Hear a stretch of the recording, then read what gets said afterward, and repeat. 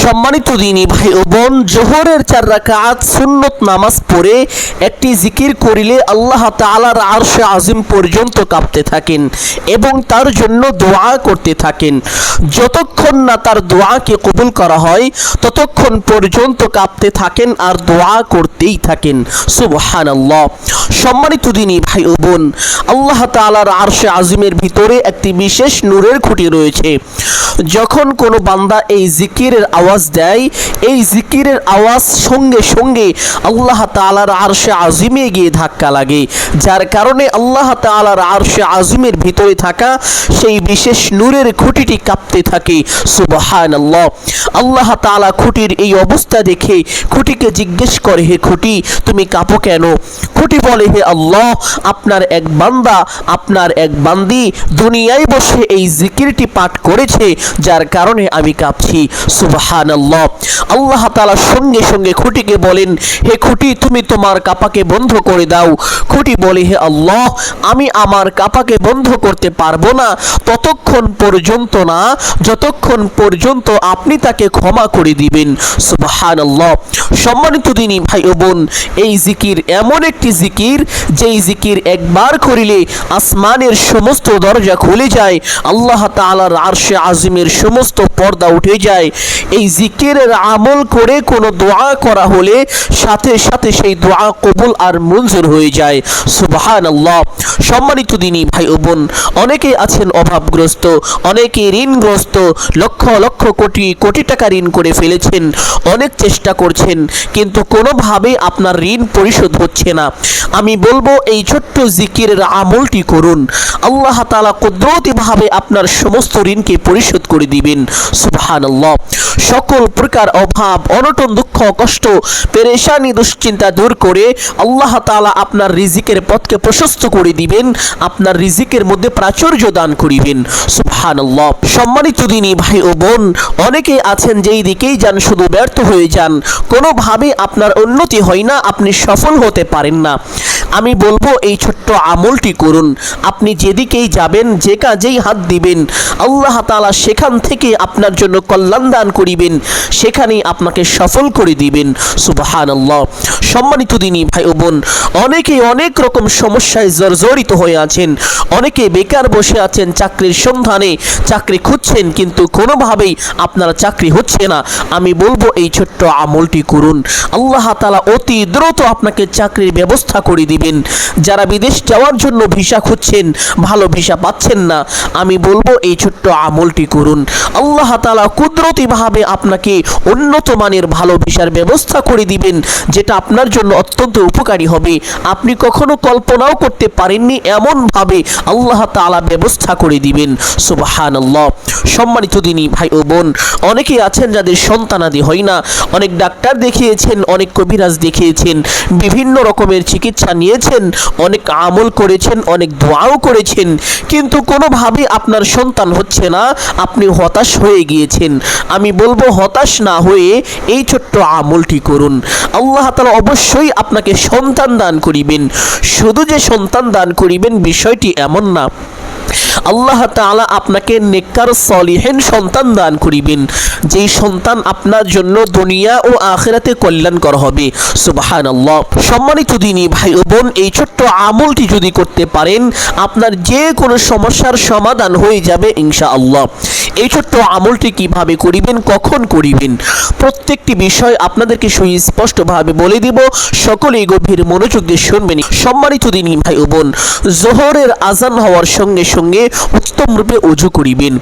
ওযুর পূর্বে ছোট্ট দুইটি বিষয় অবশ্যই লক্ষ্য করিবেন। এক নাম্বার বিষয় হলো ওযুর পূর্বে ওযুর নিয়ত করা। ওযুর পূর্বে ওযুর নিয়ত না করিলে ওযু পরিপূর্ণ হয় না, ওযু সহি হয় না। অথচ অধিকাংশ মানুষই জানে না যে ওযুর পূর্বে ওযুর নিয়ত করিতে হয়। আবার অনেকেই জানেন না ওযুর নিয়ত কিভাবে করতে হয়। সম্মানিত দিনী ভাই ও বোন, ওযুর নিয়ত এইভাবে করিবেন।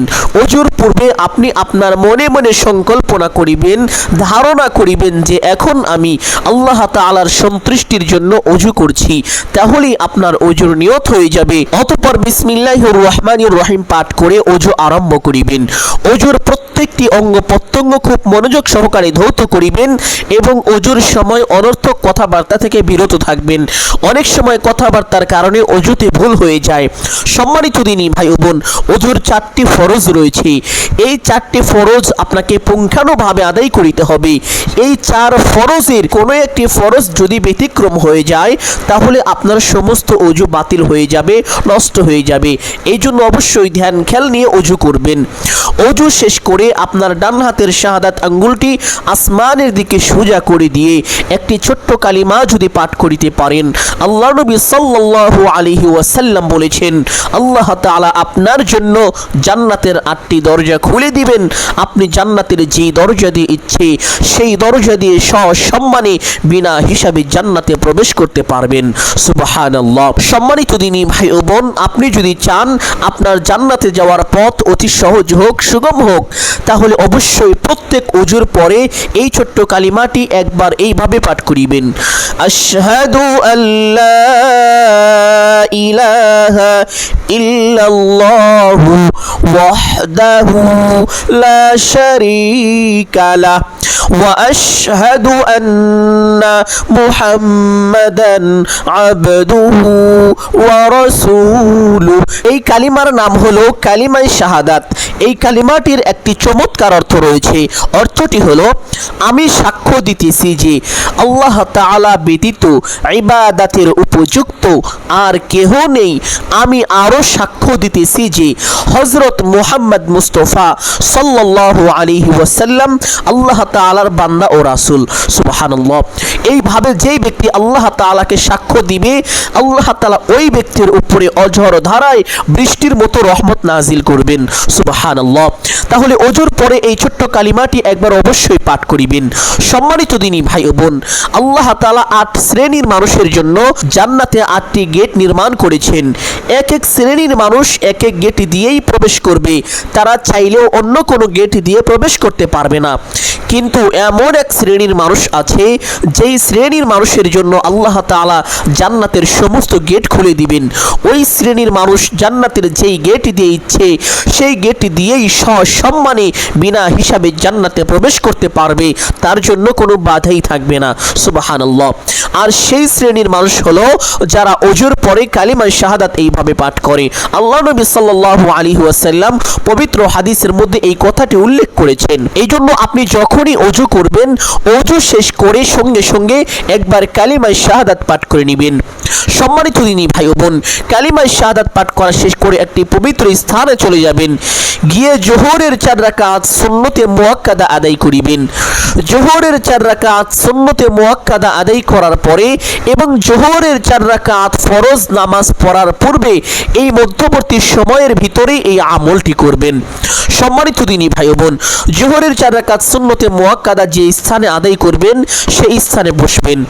বসে প্রথমে এই ছোট্ট দুরূদটি পাঠ করিবেন, আল্লাহুম্মা সাল্লি আলা মুহাম্মাদিন নাবিয়্যিল উম্মি ওয়া আলা আলিহি ওয়া সাল্লিম তাসলিমা। এই দুরূদের নাম হলো দুরুদে উম্মি। যখন কোনো বান্দা দুনিয়ায় বসে এই দুরূদটি একবার পাঠ করে, আল্লাহ তাআলা সঙ্গে সঙ্গে ওই বান্দার উপরে 10টি রহমত নাজিল করেন। তাকে বড় বড় 10টি বিপদ থেকে আল্লাহ তাআলা স্বয়ং নিজ কুদরতি হাতে হেফাজত করেন। তার মনের বড় বড় 10টি আশা আকাঙ্ক্ষা আল্লাহ তাআলা পূরণ করে দেন। সুবহানাল্লাহ। শুধু তাই নয়, আল্লাহ তাআলা ওই বান্দার আমলনামায় 10টি নেকি সঙ্গে সঙ্গে লিখে দেন। ওই বান্দার জীবন থেকে 10টি গুনাহকে সঙ্গে সঙ্গে ক্ষমা করে দেন। সুবহানাল্লাহ। এছাড়াও এই দুরূদের আরো অনেক ফজিলত রয়েছে। সম্মানিত দিনী ভাই ও বোন, আপনি যখন এই আমলটি করবেন তখন এই ছোট্ট দুরূদটি এইভাবে 7 বার পাঠ করিবেন এবং উঠতে বসতে চলতে ফিরতে যখনই সময় পাবেন বেশি বেশি পাঠ করার চেষ্টা করিবেন। কারণ এই দুরূদ আপনি যত বেশি পাঠ করিবেন আল্লাহ তাআলা আপনাকে তত বেশি সাহায্য করিবেন। আপনার প্রত্যেকটি কাজকে সহজ করে দিবেন। দুনিয়া ও আখিরাতের উভয় জাহানের পথ চলা আল্লাহ তাআলা আপনার জন্য একেবারে পানির মতো সহজ করে দিবেন। সুবহানাল্লাহ। দুরূদটি 7 বার পাঠ করার পরে একটি ছোট্ট ইস্তেগফার পাঠ করিবেন। পবিত্র হাদিসের মধ্যে এসেছে, হযরত আব্দুল্লাহ ইবনে আব্বাস রাদিয়াল্লাহু তাআলা আনহু বলেন, আল্লাহ নবী সাল্লাল্লাহু আলাইহি ওয়াসাল্লাম বলেছেন, যেই ব্যক্তি বেশি বেশি ইস্তেগফার করবে আল্লাহ তাআলা তার গুনাহকে মোচন করে দিবেন, তার সকল সংকটকে দূর করে দিবেন, আল্লাহ তাআলা তাকে অকল্পনীয়ভাবে রিজিক দান করিবেন। সুবহানাল্লাহ। অনেকে রিজিকের অভাবে কষ্ট পাচ্ছেন, আমি বলবো বেশি বেশি ইস্তেগফার পাঠ করুন। উঠতে বসতে চলতে ফিরতে যখনই সময় পাবেন সদা সর্বদা আপনার মুখে এই ইস্তেগফারের আওয়াজটি চালু রাখুন, আল্লাহ তাআলা আপনাকে অকল্পনীয়ভাবে রিজিক প্রাপ্ত করিবেন। সুবহানাল্লাহ। সম্মানিত দিনী ভাই ও বোন, অনেকে আছেন ব্যবসা বাণিজ্য কামাই রুজি কোনো কিছুই করেন না, কোনো পথই খুঁজে পান না, কি করবেন, কোথায় যাবেন, কিভাবে অর্থ আসবে। সম্মানিত দিনী ভাই বোন, আপনাকে কোনো টেনশন করতে হবে না, আপনি শুধু এই ইস্তেগফারটি বেশি বেশি পাঠ করুন, আল্লাহ তাআলা নিজেই আপনাকে একটি ভালো কাজের ব্যবস্থা করে দিবেন, যেটা আপনার জন্য অত্যন্ত উপকারী হবে। সুবহানাল্লাহ। সম্মানিত দিনী ভাই ও বোন, শুধু তাই নয়, এই ইস্তেগফার পাঠ করিলে আল্লাহ তাআলা বান্দার জীবনের সমস্ত গুনাহকে ক্ষমা করে দেন। অনেকেই অনেক রকম গুনাহ করেছেন, শিরকি, কুফরি, বিদআতি, নাফরমানি, চগলখুরি, এমনকি জিনাহের মতো ভয়ঙ্কর পাপিষ্ঠতম গুনাহও করে ফেলেছেন। কিন্তু আপনি আজকে লজ্জিত, আপনি অপমানিত, কিভাবে আল্লাহ তাআলার কাছে ক্ষমা চাইবেন? আপনি হয়তো মনে করছেন আমি যেই পরিমাণ গুনাহ করেছি আল্লাহ হয়তো আমাকে ক্ষমা করবেন না। আবার অনেকে ইচ্ছাকৃতভাবে গুনাহ করেছেন, এটা যে গুনাহ জানা সত্ত্বেও আল্লাহকে ভয় না করে আপনি গুনাহ করে ফেলেছেন। হয়তো চিন্তা করছেন আমি তো আল্লাহ তাআলার সাথে নাফরমানি করে ফেলেছি, গাদ্দারি করে ফেলেছি, তাহলে আমি এখন আল্লাহ তাআলার কাছে কিভাবে ক্ষমা চাইবো? আল্লাহকে আমাকে ক্ষমা করবেন? সম্মানিত দিনী ভাই বোন, ইচ্ছায় অনিচ্ছায়, জেনে না জেনে, বুঝে না বুঝে, শুনে না শুনে, দিনের আলোতে রাতের অন্ধকারে, প্রকাশ্যে গোপনে আপনি যত রকম গুনাহ করেছেন আল্লাহ তাআলার কাছে যদি ক্ষমা চাইতে পারেন, আল্লাহ তাআলা আপনার সমস্ত গুনাহকে ক্ষমা করে দিবেন। সুবহানাল্লাহ। আল্লাহ তাআলা নিজেই বলেছেন, লা তাকুনাতু মির রাহমাতিল্লাহ, তোমরা আল্লাহর রহমত হইতে কখনোই নৈরাশ হইও না। সুবহানাল্লাহ। আল্লাহ তাআলা অবশ্যই আপনাকে ক্ষমা করবেন, এই জন্য ইস্তেগফারটি এইভাবে পাঠ করিবেন। আস্তাগফিরুল্লাহাল আযীম ইন্নাল্লাহা গফুরুর রহিম। আস্তাগফিরুল্লাহাল আযীম ইন্নাল্লাহা গফুরুর রহিম। ইস্তেগফারটি এইভাবে 7 বার পাঠ করিবেন। 7 বার ইস্তেগফারটি পাঠ করার পরে 7 বার পাঠ করিবেন লা হাওলা ওয়ালা কুওয়াতা ইল্লা বিল্লাহ। এর ফজিলত সম্পর্কে পবিত্র হাদিসের মধ্যে এসেছে, আল্লাহ নবী সাল্লাল্লাহু আলাইহি ওয়াসাল্লাম বলেন, লা হাওলা ওয়ালা কুওয়াতা ইল্লা বিল্লাহ হলো 70টি রোগের মহা ঔষধ, আর তার মধ্যে সবচেয়ে ছোট রোগ হলো অভাব অনটন। সুবহানাল্লাহ। সম্মানিত দিনী ভাই বোন, এই ছোট্ট দোয়াটি যদি 7 বার পাঠ করেন, আল্লাহ তাআলা আপনার জীবন থেকে সকল প্রকার অভাব অনটন, দুঃখ কষ্ট, পেরেশানি, দুশ্চিন্তা দূর করে দিবেন। সুবহানাল্লাহ। শুধু তাই নয়, আল্লাহ তাআলা চতুর্দিক থেকে আপনাকে অঝর ধারায় বৃষ্টির মতো রিজিক দান করিবেন। সম্মানিত দিনী ভাই বোন, অনেকেই অনেক কঠিন কঠিন রোগে আক্রান্ত হয়ে আছেন, যেই রোগের কোনো চিকিৎসা হচ্ছে না। আপনার এই রোগের কোনো ওষুধ আজ পর্যন্ত তৈরি হয়নি, বিভিন্ন রকমের চিকিৎসা অলরেডি নিয়েছেন, কিন্তু কোনোভাবেই আপনার নিরাময় হচ্ছে না। আপনি সুস্থ হবেন এমনটা আশাই করা যাচ্ছে না। এমন রোগেও যদি আপনি আক্রান্ত হয়ে থাকেন, আমি বলবো এই ছোট্ট দোয়াটি 7 বার পাঠ করুন। লা হাওলা ওয়ালা কুওয়াতা ইল্লা বিল্লাহ। আল্লাহ তাআলা আপনার রোগকে অবশ্যই দূর করে দিবেন। এবং যারা সুস্থ রয়েছেন তারা যদি 5 ওয়াক্ত নামাজের পরে এই ছোট্ট দোয়াটি 7 বার করে পাঠ করিতে পারেন, আল্লাহ তাআলা আপনাকে জীবনে কোনোদিন কঠিন কষ্টদায়ক রোগ দিবেন না। আল্লাহ তাআলা জীবনে কোনোদিন আপনাকে অভাব দিবেন না। আল্লাহ তাআলা আপনাকে জীবনে কোনোদিন কারো কাছে ঋণী করবেন না। সুবহানাল্লাহ। শুধু তাই নয়, আল্লাহ নবী সাল্লাল্লাহু আলাইহি ওয়াসাল্লাম সাহাবীদেরকে বলেন, ও আমার সাহাবীরা, তোমরা কি জান্নাতের গুপ্ত ধন সম্পর্কে জানতে চাও? তোমরা কি জান্নাতের খনিজ সম্পর্কে জানতে চাও? সাহাবীরা বললেন, ইয়া রাসূলুল্লাহ সাল্লাল্লাহু আলাইহি ওয়াসাল্লাম, আমরা তা জানতে চাই। আল্লাহ নবী সাল্লাল্লাহু আলাইহি ওয়াসাল্লাম বললেন, ও আমার সাহাবীরা, তাহলে তোমরা শোনো, লা হাওলা ওয়ালা কুওয়াতা ইল্লা বিল্লাহ, এই দোয়াটি হলো জান্নাতের গুপ্তধন, এই দোয়াটি হলো জান্নাতের খনিজ। সুবহানাল্লাহ। সম্মানিত দিনী ভাই বোন, তাহলে আমলের সময় ছোট্ট দোয়াটি 7 বার পাঠ করিবেন। দোয়াটি 7 বার পাঠ করার পরে 7 বার পাঠ করিবেন, ইয়া আরহামার রাহিমিন। আল্লাহ তাআলা আপনাকে প্রচুর পরিমাণ দয়া করিবেন। সকল প্রকার বিপদ আপদ বালা মুসিবত দুশ্চিন্তা পেরেশানি থেকে আল্লাহ তাআলা আপনাকে নিজ কুদরতি হাতে হেফাজত করিবেন। সুবহানাল্লাহ।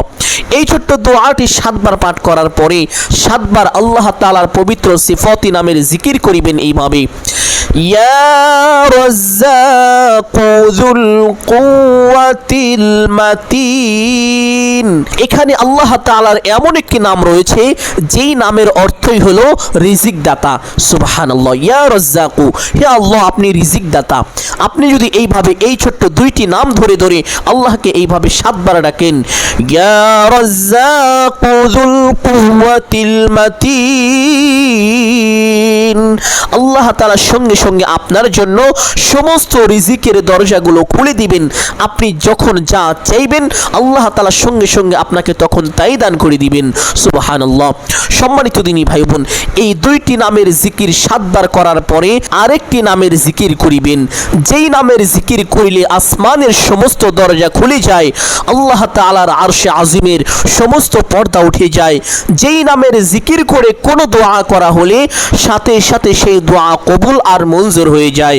সুবহানাল্লাহ। শুধু তাই নয়, আল্লাহ নবী সাল্লাল্লাহু আলাইহি ওয়াসাল্লাম এই জিকির সম্পর্কে পবিত্র হাদিসের মধ্যে এইভাবে বলেছেন, যেই ব্যক্তি দুনিয়ায় বেশি বেশি এই জিকিরটি পাঠ করিবে, ওই ব্যক্তি হাসরের ময়দানে এমন ভাবে উপস্থিত হবে যেন তার জন্য জাহান্নাম পর্যন্ত হারাম হয়ে গিয়েছে।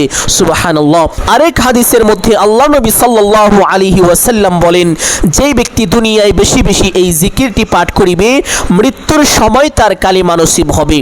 আর মৃত্যুর সময় যার কালিমা নসিব হবে তার জন্য জাহান্নাম হারাম এবং জান্নাত ওয়াজিব হবে। শুধু তাই নয়, কাল হাসরের ময়দানে কঠিন ভয়াবহ পরিস্থিতির মধ্যে মানুষের মাথার আধা হাত উপরে সূর্য থাকবে, সূর্যের সমস্ত মুখগুলো খুলে দেওয়া হবে। তাপের কারণে মানুষের মাথার মগজগুলো বাতের ফ্যানের মতো টকবক টকবক করতে থাকবে। এই ভয়াবহ পরিস্থিতির মধ্যে কোনো ছায়া থাকবে না, শুধুমাত্র একটি ছায়া থাকবে, আর তা হলো আল্লাহ তাআলার রহমতের বিশেষ আরশের ছায়া। আর ওই দিন ওই ব্যক্তিকে আল্লাহ তাআলা তার রহমতের বিশেষ আরশের ছায়ার নিচে স্থান দিবেন। সুবহানাল্লাহ। কতই না সৌভাগ্যবান হবেন ওই ব্যক্তি, যেই ব্যক্তি ওই কঠিন ভয়াবহ পরিস্থিতির মধ্যে আল্লাহ তাআলার রহমতের আরশের ছায়ার নিচে স্থান পাবেন। সুবহানাল্লাহ। সম্মানিত দিনী ভাই বোন, শুধু তাই নয়, আরেক হাদিসের মধ্যে আল্লাহ নবী সাল্লাল্লাহু আলাইহি ওয়াসাল্লাম এই পবিত্র জিকির সম্পর্কে বলেন, 7 আসমান 7 জমিন এক পাল্লায় রাখা হলে, অপর পাল্লায় এই জিকিরটি রাখা হলে, তাহলে এই জিকিরের পাল্লাটাই বেশি ভারী হয়ে যাবে। সুবহানাল্লাহ। শুধু তাই নয়, আরেক হাদিসের মধ্যে আল্লাহ নবী সাল্লাল্লাহু আলাইহি ওয়াসাল্লাম বলেন, কোন বান্দা একবারও যদি এই জিকিরটি করে বা এই বাক্যটি পাঠ করে, সে অবশ্যই আল্লাহ তাআলা জান্নাতে প্রবেশ করবে। সুবহানাল্লাহ। সম্মানিত দিনী ভাই বোন, এই জিকিরটি হলো ছোট্ট জিকির, লা ইলাহা ইল্লাল্লাহ, লা ইলাহা ইল্লাল্লাহ। সর্বোত্তম জিকির, সর্বশ্রেষ্ঠ জিকির। দুনিয়ার ভিতরে এর চাইতে উত্তম আর শ্রেষ্ঠ কোনো জিকির নেই। সুবহানাল্লাহ। সম্মানিত দিনী ভাই বোন, আল্লাহ নবী হযরত মুসা পয়গম্বর আলাইহিস সালাম আল্লাহ তাআলাকে বলেছিলেন, হে আল্লাহ, আপনি আমাকে এমন একটি দোয়া শিখিয়ে দিন যেই দোয়ার মাধ্যমে আমি আপনাকে স্মরণ করিতে পারবো, আমি আপনার জিকির করিতে পারবো। আল্লাহ তাআলা তখন তার প্রিয় নবী হযরত মুসা পয়গম্বর আলাইহিস সালামকে এই জিকিরটি শিক্ষা দিয়েছিলেন। সুবহানাল্লাহ। এই জিকির সর্বোত্তম জিকির, সর্বশ্রেষ্ঠ জিকির। সম্মানিত দিনী ভাই বোন, উঠতে বসতে চলতে ফিরতে যখনই সময় পাবেন সদা সর্বদা এই জিকিরটি বেশি বেশি পাঠ করিবেন।